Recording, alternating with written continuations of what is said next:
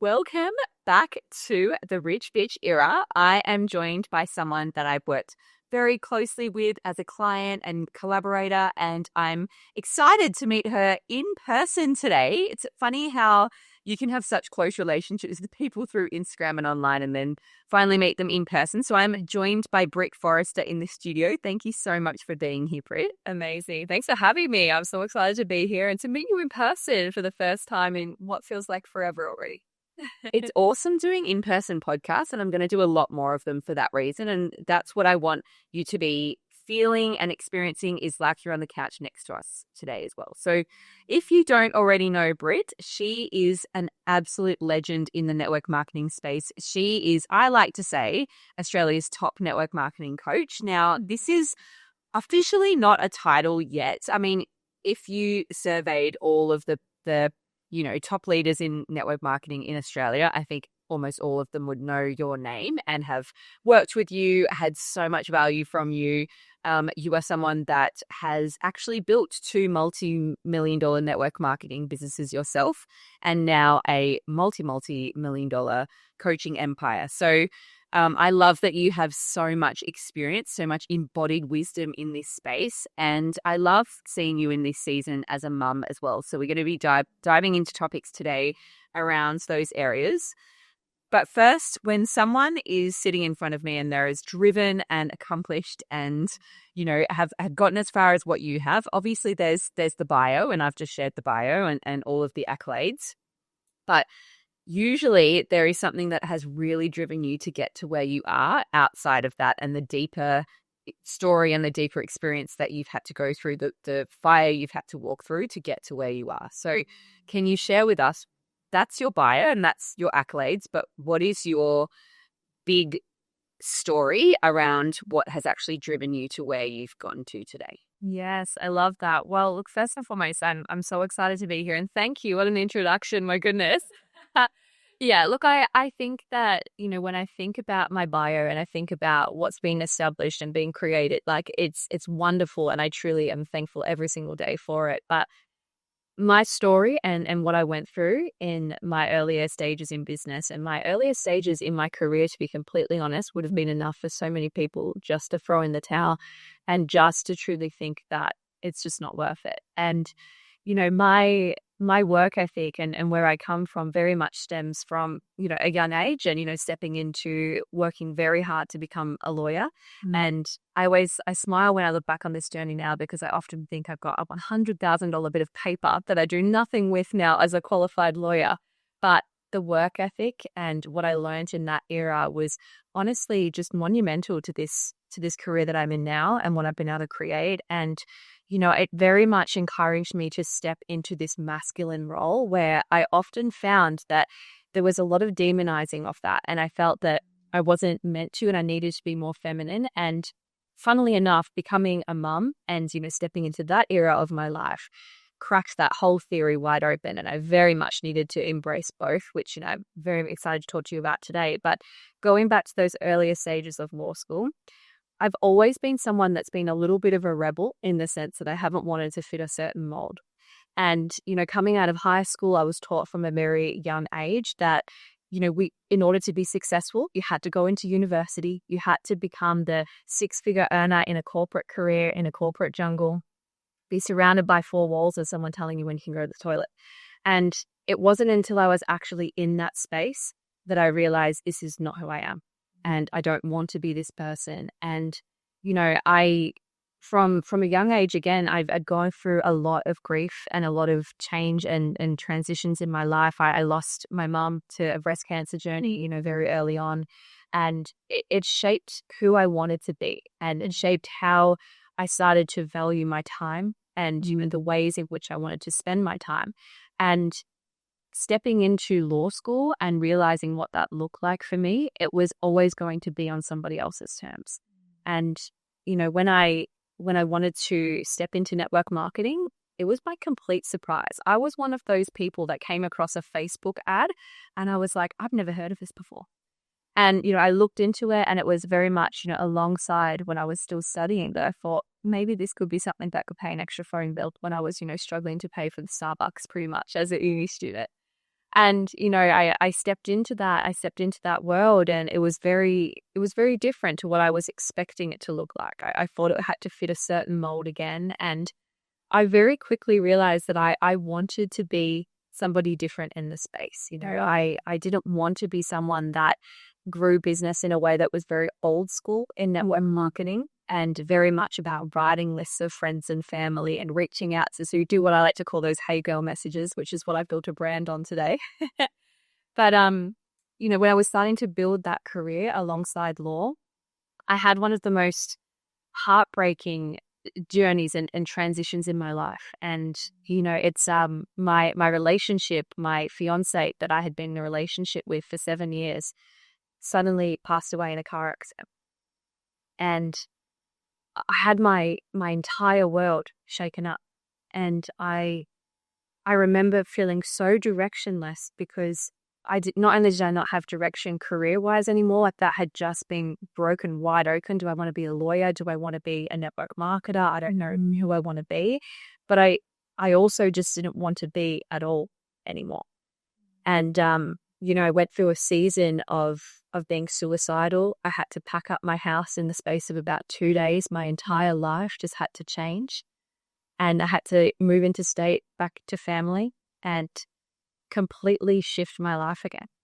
And it took me a good few months to realize, okay, like what do I do now? And I was pretty much constantly comatose from sleeping tablets, waking up to having coffee to stay awake for a couple of hours and repeating the cycle because I just didn't want to be awake. And it got to a point where I realized that this isn't how he would want me to live. This isn't how my mom would want me to live. This isn't the person that I am. And I just felt like a shell of who I once was. And I didn't feel like I had the strength to get up and to be a motivator, be inspirational to people that I was, being pushed to be. And I very much started to grow business at around 2 or 3 a.m. in the morning when the sleeping tablets would wear off and I would wake up in despair and the nightmares were horrific. And I decided to plug into something more positive, which was growing my business. That was the only positive thing that I had at that time. And, it very much then stepped me into, okay, well, I can connect with people overseas at this time and in benign and focus on something positive, which, stepped me back into that space. So that was a really big moment in my life where I realized that I get to rewrite this story and I get to decide who I want to be. And, the building blocks started to grow again. And so, we very much decided that I wanted to grow and I wanted to grow in business. And, I started to, in that phase, in that season of life, in that next 6 months, I grew my business at the top rank in my company. I surpassed Southern Hemisphere statistics of, recruiting 50 to 60 customers, 30 to 40 team a month. And it was because it was the only positive thing that I had in my life, but I channeled everything to it. And it built me to that level of who I wanted to be in that time. And gosh, I don't know how long you want me to go into my story, but there's so many next chapters from there, of course, that opened up. I don't know if you want to unpack that. Keep going. This is so inspiring. Let's go deep. Yeah. So when I reached that sort of level in the business, and I started to sort of transition, like, do I want to stay in network marketing at this point, and do I want to grow another business potentially? And I looked into doing that as well and starting to step into that sort of realm. But what I always came back to that I really loved was coaching people. And I loved helping other people, helping other women. And, I would spend hours on coaching calls with team, helping them win and helping them grow. And I felt very called to share my strategies to people outside of my company and outside of just my downline team. And so I started to create some programs and some courses and basically just putting my skill set and what naturally came, very strong to me in my journey into those sort of digital products. And, it started to grow and expand, and it became what felt like to me the most aligned move of my life when it came to business. And interestingly enough, the women just like yourself that I start to attract into my world I feel like are my people, like people that I was meant to meet, meant to connect with. And, if I, depending on what you believe in, be that God, be that the universe, like I felt like it was a calling that I needed to do. And, I started to grow and expand on that business and, start to reach, bigger leaders and connect with bigger teams and see what impact I could give to them. And, now over this time, like I've had over 19,000 network marketers come in and work with me throughout my courses and my materials and coaching. And, we're now over 20 millionaires that I've taught from 6 figures to 7 figures. And it has been the most amazing journey of my life. And I truly think that when I look back on those hard seasons, it was exactly what I needed to go through to be the person that I am today. And the heartbreak and the lessons that came from that, I just don't think that I would have gone through what I went through and had the strength, had the resilience, had the determination to be the better person, because I see life so different. I see life so different in terms of, motherhood, which is another journey in itself. But I feel like those lessons are the cornerstones to the hard days in business, to the days where I'm just, crying on the floor and things aren't working and, you're reminded of being back in that moment. But the strength that comes from that, I think that transfers in everything that I do. That's so beautiful. And thank you for sharing so openly about your journey. I think if anyone listening to this that has gone through their own challenges and really gone through grief and loss in their life, it's such a testament hearing your story to how you can really turn that into your biggest driver. And oftentimes, when something absolutely horrific happens like that, you would never think that anything positive would ever come from it, but only in hindsight we can look back and go like, it really shaped you into the person you are today. And it sounds like it really shaped your identity and how you saw what was possible for you and what was possible for your life as well. So let's talk about that a little bit with identity, because you've gone from studying law, which is such a rigid profession. It's so professional. You have to be so calculated in your decision making. It's so detailed, very strategic, and I see that in you. You're very strategic and detailed with how you do business, which I love. You've got the best strategies. But moving from a profession like that to a profession like network marketing, which is often so misunderstood, there's a lot of people with opinions on it. There are people that don't do network marketing in a way that you and I would do it, and sort of gives it a little bit of a bad reputation.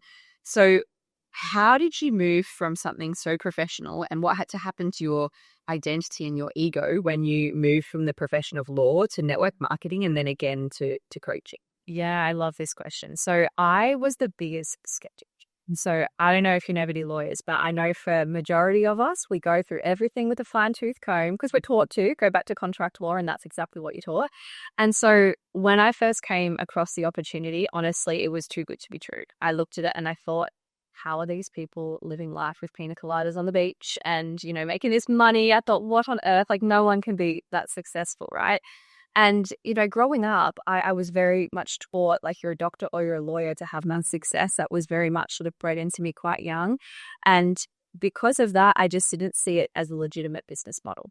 And it wasn't until I started to unpack the compensation plan, I'm a very logical thinker. I had to make sense, and for me, it wasn't about, okay, can I replace an income or can I build that income? Because I didn't need to have necessarily that income coming in when I had the career as a lawyer. That made a decent amount of money, but there was no leverage. There was no ability to enjoy your time. It was long hours. It was at the time going from the Gold Coast to Brisbane every day, thinking, if I was ever to have kids, that was never going to be something that was going to be sustainable or in alignment with how I wanted to be as a parent. So stepping into network marketing, it was very much met with skepticism, but closely met with, this is a logical business move. This logically makes sense because when I compare the two, I can replace, if not well and truly surpass income-wise, but I have the ability to do it on a playmat or from the beach or from anywhere, being location independent. And to me, there's no other business model that gives you that, no other business model.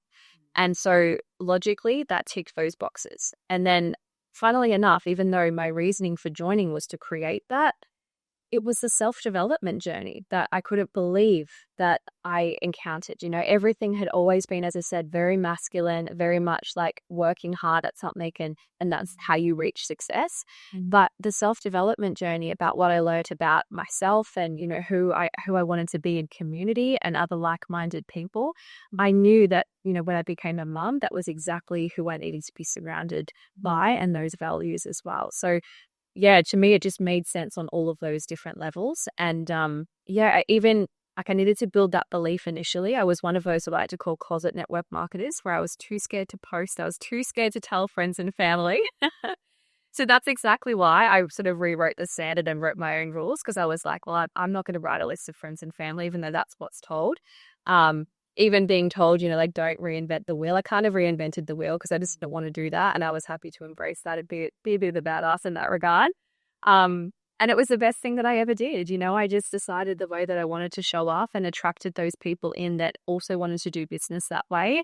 And as it started to grow, I actually realized what I had in my hands. And I started to realize that this has the ability to change not only my life, but this community of women that I get to build and be a part of. And I started getting invested in their visions and their goals. And I think that's what stemmed the interest in coaching too, like being able to have such an impact on people's lives in this industry. It's just second to none. That's so beautiful. And it is mostly women in this industry. It's a very female-dominated industry, which is beautiful because it allows this opportunity and equal pay and equal, there's a lot of opportunities that you wouldn't get in the professional world, in the network marketing world. So I'd love to hear from you. What is it that you see holds women's particularly back from success in this industry? Because you've not only supported a lot of women in your own network marketing businesses over the years, but also coaching them from a mindset point of view. What do you feel is the biggest thing that holds people back, women back? Honestly, I think it's a mixture of imposter syndrome and not getting out of our own way. I think they're probably the biggest things. Like even from a coaching standpoint, when I work with women now in the space and when I see their journey at the very beginning, often they're comparing themselves to somebody else. They're thinking they're not good enough. They can't do this. They haven't got the experience, the background, the knowledge, the social media presence. And often that is enough that steals their dreams. And I think to myself, and I like to say this in coaching, that if you focus on being 1% better every single day and you move closer to the 2.0 version of yourself, that's magnetic. That's how you grow business. It's not trying to be like somebody else. It's not pretending that you're somebody else. And from a branding standpoint, I think that's magnetic, is when you get to be who you are. And it's not giving up on a hard day. It's remembering to choose your hard. I learned that early on in business when I started to complain about it. And I thought, this is tricky. This is hard. I can't get a customer. I can't get a team member over the line. Lots of people give up when they get their first no or they get their first objection, so to speak. But once I started thinking, well, objections are simply just redirection. Like, where do you need to go and add more value to make that, a thing? But more so, it's choosing your hard on a hard day. When you're sitting there thinking, I'm not good enough, I can't do it, it's comparing, okay, well, what's a hard day if you're in the corporate 9 to 5? Is it putting your kids in care? Is it public transport hours a day? Is it having someone tell you when you can go on holiday? To me, network marketing as a hard will always win. And that was enough for me to get out of that hard day. And usually when I speak to my clients or speak to women that were at my downline at the time, usually it's a conversation around that to actually have a perspective shift, because that imposter syndrome and doubting ourselves, it just becomes this blockage from this incredible birthright that I feel like we get to embrace when we start to take ownership of who we get to be in this industry.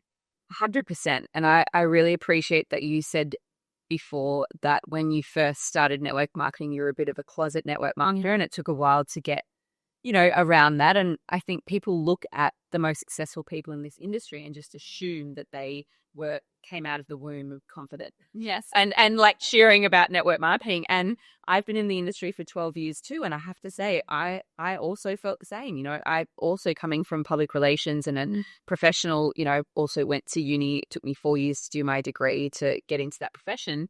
And I had to really swallow my ego a bit going to network marketing, because it doesn't need a degree, and which is fabulous because it means that people can enter the industry with, a lot more ease than most other careers. However, I actually had to it took a bit of a hit to my ego, and I I also was a little bit of a closet person around it for a while before I was loud and proud. And that journey, I think most people, most successful network marketing leaders or coaches would have had that journey, but it's not, it's assumed that we have. And so thank you for sharing that, because it is actually a really big part of that as well. Yeah, absolutely. I quite frequently say and joke about it now that I actually thought I was too good for network marketing, which is so ridiculous. I laugh about it. It's a humbling moment now, but I can't believe I used to think that. It was simply because I came from that professional background that looked down upon this industry. And now I look back at that and I just think, well, that's the real pyramid scheme. That's the real, when you look back on corporate, and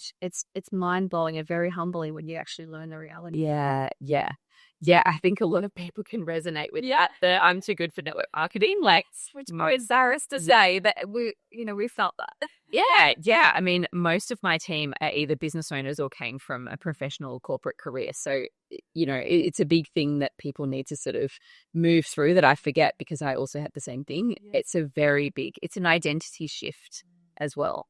Absolutely. So let's shift gears a little bit to money, because your business now is doing extremely well. You've had multi-million dollars so far this year, and it's only October. So how have things changed in the way of not just receiving, but handling money? So not just receiving, but investing, not just receiving, but maintaining, not just receiving, but holding money as you started to earn more and more over the last few years. Yeah. Look, it's a really interesting concept because my income that's come through from my business has honestly been life-changing for what is possible because of that income. But interestingly enough, I'm actually an incredibly conservative person. The things that I value are very much around being a present mum, being able to retire my husband. That was a very big thing as well. Being able to get organic fruit and vegetables and be able to live in a beautiful house by the beach so we can have fresh air. Those sorts of things are very large values of mine. However, I'm not a very materialistic person at all. In fact, we've joked before that I drive an MG, and it's because I couldn't think of anything worse than putting money into something like that. So funnily enough, as the money has flowed, the way that I have visualized and looked at my money mindset in that regard is more so about how can I allow this money to be impactful. And, my family and I, we very much focus on charitable giving. We do a lot of work with like rescue animals. We're vegans. We're very focused on that sort of way of living. And, holding that money, like when you look at that money, it's very easy to think, okay, now that I'm earning this money, my lifestyle should reflect it. And I've never been of the belief that that is how we should operate. And it's always been, okay, well, what can this do to bring more impact to other people? How can I reinvest this into my business, into being of service, being of servitude?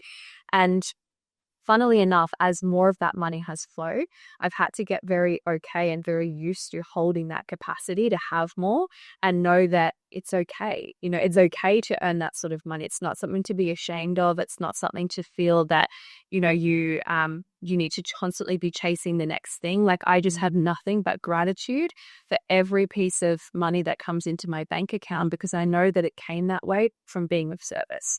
And that's how I very much like to receive and to, extend and give that money as well. But I think in those earlier days in particular, where you're growing business, it's very easy to be chasing that next thing and chasing the next promotion, chasing the next bonus. Maybe it's because it's of a need at the time. But I think once you get to a certain point in business where it's not so much of a need, but it's more impactful, it's more of service, it flows more. It flows when you get to be of service to other people. So that's, funnily enough, what I've learned is that you have systems, you have tools, you have things to allow the money to flow, but it's what you actually do with it and how you hold it that allows you to receive more, I feel, funnily enough.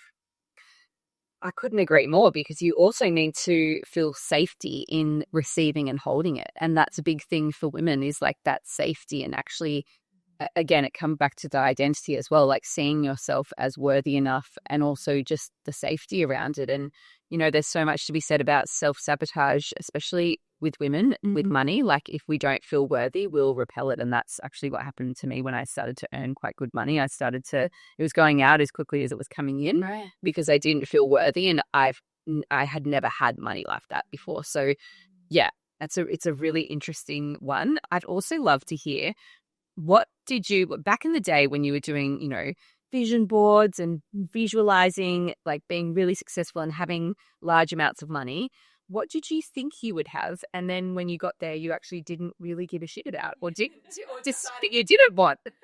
It's so funny. If I could look back on my vision board for I reckon like 2015, 2016, it would have all of the designer bags. It would have the fancy pants cars. It would have the beautiful house. It would have like traveling the world. It would have all of those things, a very material kind of focus. And funnily enough, it wasn't until I became a lawyer and I started to look at alternative ways that I wanted to grow and to become the person I wanted to be, that I realized that was all just background noise. It wasn't impactful. It wasn't how I wanted to live life. It certainly wasn't how I wanted to raise my children when that came about. But I look at my vision board now and it's all about being present. It's like, how can I be at that ballet class? How can I be at the swim school? How can I be able to afford the best care medically if my children need it? And that has nothing to do with the Chanel bag that was there in 2015, funnily enough. So it's interesting, like, that earlier version of myself was very much focused on becoming who I thought I needed to be. I needed to project a certain image to appear successful. I needed to live up to other people's standards in order to be successful. And, now I spend majority of my days in barely any shoes, if lucky to have thongs on, bikinis underneath tracksuit pants. And, I'll do Zoom calls with no pants on, and it's just kind of like, that's my reality. And that is so beautifully successful in who I want to be, because I know that when I open that office door, I'm running out in a sprinkler with my kids, having fun on a Monday afternoon, compared to being in a boardroom or in a courtroom, that I was going to be in what I thought was successful in a beautiful suit and a Chanel bag. So it's interesting how we grow and how we change, and how money actually, when it flows in the right ways out of the right place of servitude, gets to be the greatest gift versus becoming something so materialistic that I thought I needed to be successful. That's so beautiful. So let's talk about your kids and how you have a multi-million-dollar business and you have young kids. So my question is one word: how? I ask myself daily, and I look that there are days where there is pumpkin in the hair and a messy mum bum, and we have to just rock up to a Zoom call and just, this is how it is. And look, my values are always around my kids, and they always come first. So I structure business in a way that supports that life, and funnily enough, I attract a lot of mums into my world. So I feel we all just understand each other. And I build business in a way that has those intentional boundaries with my clients where we both understand. And I say to my clients, if you need to cancel 5 minutes before the call because you're dealing with the toddler tantrum, that's where you need to be. And I think my clients have the same level of respect in my regard as well. And, when I'm running my day, everything, like, funnily enough, my masculine energy that gives me strategy and action and organization actually allows me to be more feminine at home. And it's because I don't run around chaotically having, I've got to post this, I've got to go and do this, and running around like a headless chook. Everything is structured, subject to change should we have a sick kid or something going wrong, of course. But, everything from content, my content is filmed 2 weeks in advance. If you see me on my stories on Instagram, it's probably being filmed 2 weeks ago. I will spend, 2 hours on a weekend running around with about 10 different outfits and throwing my hair up and down and doing a filming day, like I've got that planned in advance, ready to go. So when, shit hits the fan, we've got something ready. And same thing goes for my calls. I don't do any more than 3 calls a day. That's like the maximum that I'll ever have on my schedule. They're in nap windows and when my kids go to sleep. I intentionally build a very international business with about 80% of my business in America, meaning that my calls can be done when my kids are asleep. And most of my business is run by automations. I've got a lot of outsourcing that's done. I've got a lot of ads that run internationally. And this allows me to have the ability to outsource where, I need to be with my kids and that I need to be present. So, delegation, automations, more leveraged business has truly been like so important to being like a present mom. I think that's the biggest thing. And And then finally, like, I think one of the biggest points is including my kids in it. So like they understand, and we very much talk into gratitude. Like I've got a 4-year-old and a nearly 2-year-old. So they're very young. So they don't understand a lot about business, but they understand that when that door closes and mummy's in the office, that's where we need to be to give us the life that we have. And it's gratitude for mummy and daddy get to be home today, and we get to go to the beach and build a sandcastle because mummy's gone on her call this morning. So it's including them and understanding what's going on. That even my 4-year-old, if one of my clients has a big win, like we recently had a new 7-figure earner, and I'm grabbing the champagne and running down the hallway all of a sudden, she knows that, it's like something's happened with mummy's business, and that's a really positive thing for our family. So I think it's having those intentional boundaries, but it's also including my personal life with an understanding of this is how our profession and what I do each day in my business gets to support my family. Yeah. And having hardly retired definitely helps as well, like Shapira Hansen. Yeah. I think that's the key though too, is looking at like, okay, if I had the ideal business, when would I work? And then working backwards from there. Like if it's just nap times, and I love that you've been strategic with the US and looking at the times there, like that is pretty brilliant because it's early morning. Yeah. You could do calls from like 5 till 7 a.m. or something, and that's I think that's the lunchtime or something, is it? Or pretty much, yes. I mean, it's not for everyone, but like I'll start my day at 4 o'clock, but usually it's over by about 10 a.m. And then sometimes in the evenings, it'll be like start a couple of calls at 7 o'clock at night to some of my UDA clients, and I'm done by 9 o'clock at night. So it's not for everyone. I totally appreciate that. But one of my biggest values is being present with my kids, so I get most of my day with them. Yeah, that's amazing. And so let's talk automation and like outsourcing. Do you do sales calls, or are you very big on like just closing in the dance and your call times are actually like with clients and delivering value?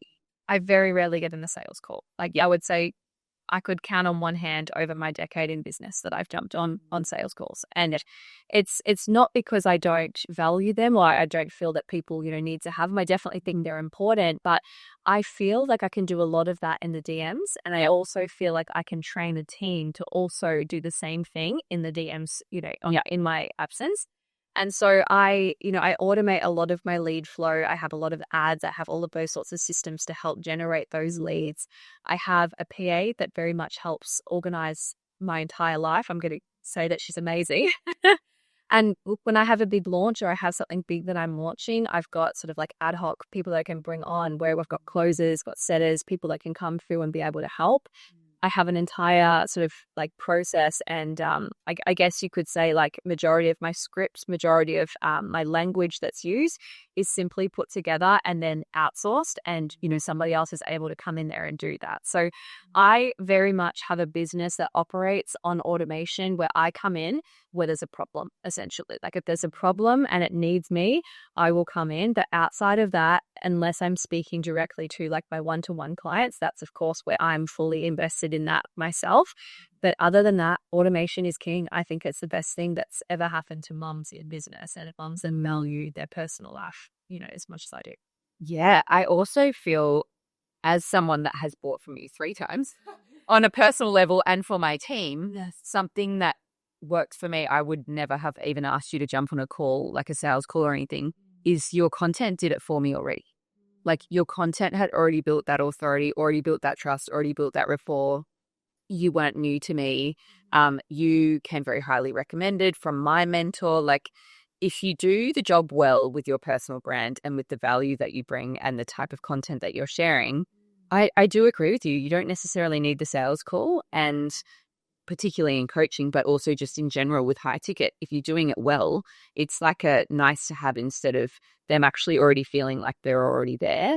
They just might have 1 or 2 questions to like confirm in the messages. Look, I couldn't agree more. And thank you. That's such a compliment. Thank you. That's so lovely. But I truly believe in like from a marketing standpoint across network marketing and in like my sort of business and coaching, if you can provide so much more value than everybody else that's a competitor, you will always win. Yeah. And most of my clients and, people that even join my network marketing business, I always had the motto that if someone just came to my social media and just consumed my socials and never purchased from me, that it would be enough to change their business. And that's always my intention, that the free content, the free lead magnets, the free emails, the podcasts, everything that I put together has to change someone's business by implementing that. That if it does, it will be a no-brainer yes when the pitch comes. Yeah. So I think when you operate business that way and you lead with the transformation, you move in with marketing that's, I'm very much a big marketer on desire-based marketing versus pain-based marketing. And I think if you can sell a transformation and make it feel like we're talking across the couch from each other in your content, speaking to one person with one pain point, one solution they seek, it creates that magnetic messaging that draws that person to you. And you back that up with social proof, you back that up with word of mouth, testimonials across your social media. It triggers that social proof and that herd mentality where people are coming to you. Like I have people that say to me like they've been following for a while, and just similar to yourself, been following a while, but not sure like what is the best way to work with me. And then they'll reach out versus you having to chase, which is a big shift, I think, in masculine versus feminine marketing as well.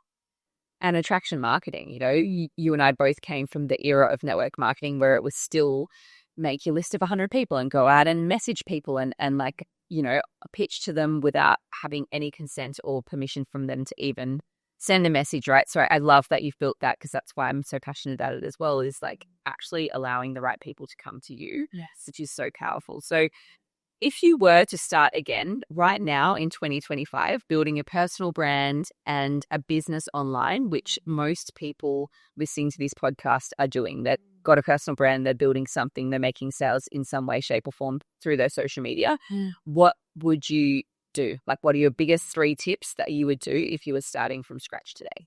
Good question. So look, I think if I was start fresh again with absolutely nothing, which touch wood, that never happens. I always think about accounts going banned or something going wrong with Meta.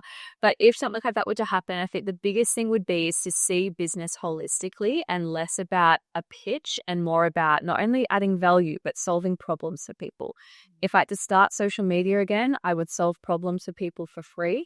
I would know with very accurate detail, do a lot of research to figure out exactly who I was speaking to and what problems they had and what solutions they were seeking. I would think of my business as one piece of the puzzle and think, okay, like for example, if I was to sell a makeup product because people were trying to cover blemishes, that was my target market. I'd think outside of just the makeup product, what else supports solving blemishes? Maybe it's what you put in your body, maybe it's how you move your body, it's understanding how you sleep. And I would talk about that and educate and be an authority in that space and add enough value. So when I spoke about a regime or spoke about a way I could solve that problem for someone, it would be a no-brainer yes to move them into that regime, which would incorporate my product. So I think it's thinking bigger than just your offer and thinking, how can I be of service? And when you solve those problems, you become that no-brainer yes. I also think the growing landscape of social media, if I was to start fresh and brand new, I would very much focus on building one platform at a time. I think it's very common for us to try to focus on being everywhere and trying to be everything and spreading ourselves too thin. To me, I would focus on, you probably heard of it, the rule of ones, where you're focusing on one offer to one person, to one pain point, one problem, one social media channel. I think Instagram for sure is like the home base. And once you've built that brand, once you've felt like you've got that home base, then it's about, okay, well, what other taps can pour into that home base and expanding your brand across LinkedIn, Facebook, and learning strategies focused on each native platform as well versus one size fits all. And I think those key areas are what would be the fastest way to grow and also the best way to build a sustainable long-term business in 2025 for sure. Such good tips. Okay. So this next question is more around your whole career. So this could be network marketing or coaching, the whole business experience that you've had. What moment has brought you to your knees to the point where it would have been really easy for you to quit? Look, I would definitely say the loss of my partner was like the biggest moment in time that sort of stopped me.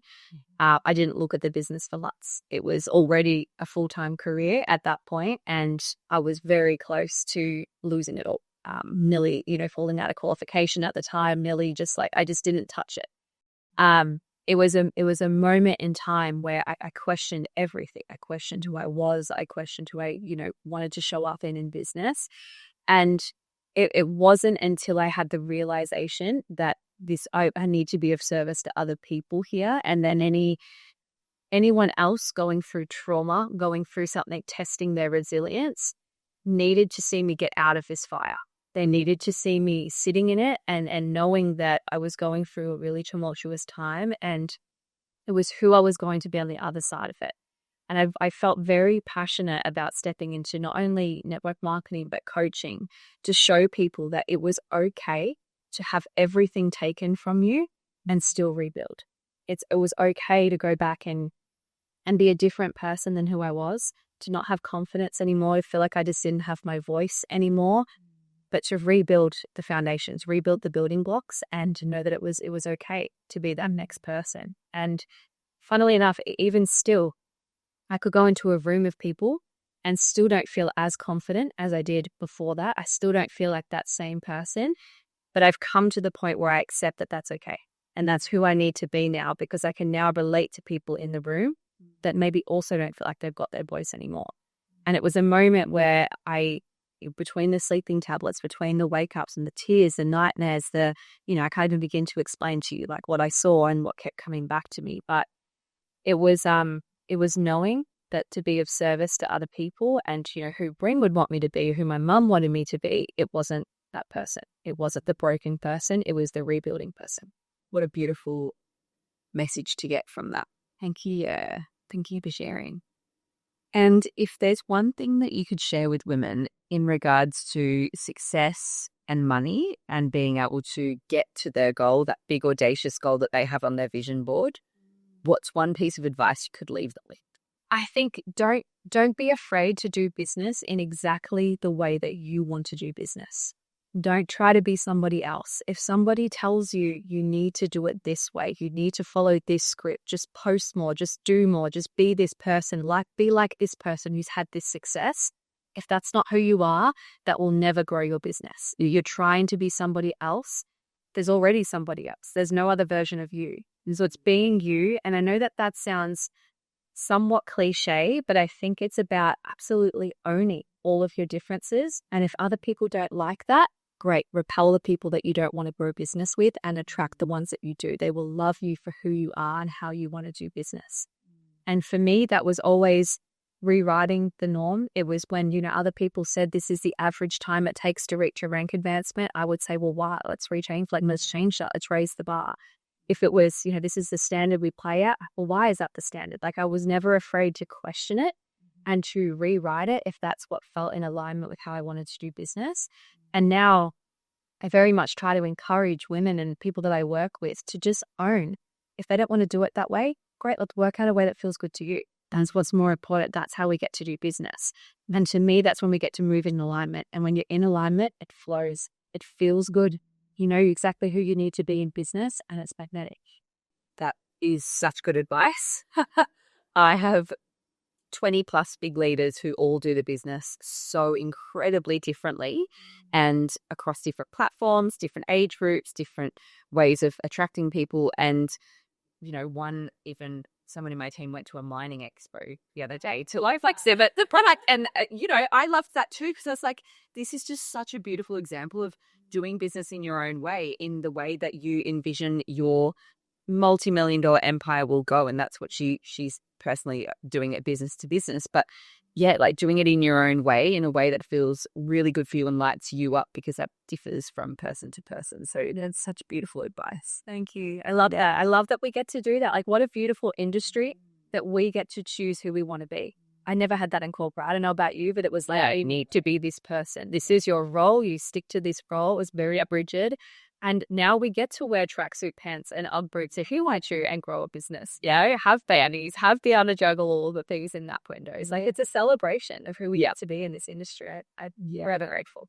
And final question, is there any one person, author, book, podcast, speaker, TEDx speaker that kind of really made a big impact for you, like was a really big influence in your journey that you would recommend God, there's so many. There's so many that I listen to on a daily basis. But someone that really helped me during some really difficult times, and like who I read a lot of books of, and like even in marriage and my personal life and professional life, was Melissa Ambrosini. I listened to her podcast religiously. I've read all of her books, and I read her book Open Wide coming into marriage. I read her Mean Girl book coming into business and becoming a new version of who I wanted to be. And look, I truly think you can have all the strategy in the world. You can read all the books on sales, on, social media growth, but unless you master who you are and you move through the roadblocks, the blockages that are preventing you from being who you want to be, no strategy is going to work. So it's a constant pathway that I felt I've always needed to work on, and coming back to her books and back to her podcasts always bring me back into that feminine space when I'm naturally very masculine, action-driven, strategic kind of person. And it's been such a blessing. So absolutely check her out if you haven't already. Yeah, that's awesome to know. Okay, and if someone wants to work with you, get in touch with you, just absorb more of your wisdom, where should they go? Definitely my Instagram to start with. So at Britt Forrester is where, all of my offers are, and you're more than welcome. Like, come reach out. Like, always recommend people reach out, because I think everyone's got different goals, different visions. And like we spoke about today, I'm such a big advocate for being yourself in business. So I've got very different offers and courses that meet you for where you're at. So always reach out. I do courses, one-to-one coaching, group containers. My one-on-ones have quite an extensive wait list. But outside of that, there's so many ways in which you can come in and get that support if you need to. Absolutely. Amazing. And your Instagram is just so full of value. You could scroll there and binge for hours and get so much just from, you definitely have nailed the strategy of putting a lot of value out there if someone goes to your Instagram. So thank you for what you do. And thank you for being here today. What a valuable conversation. If you feel that you've gotten something from this episode, then please share it with the person that you feel would also get the most value from it. So share it with your team, share it with a friend, tag us in your stories, tag Britt and myself in your stories, reach out if there's something particular that really stood out for you that Britt has shared. And thank you so much for being here today. Thank you for having me, guys. I can't wait to see what the rest of the year holds for everyone that's listening. Thanks for being here.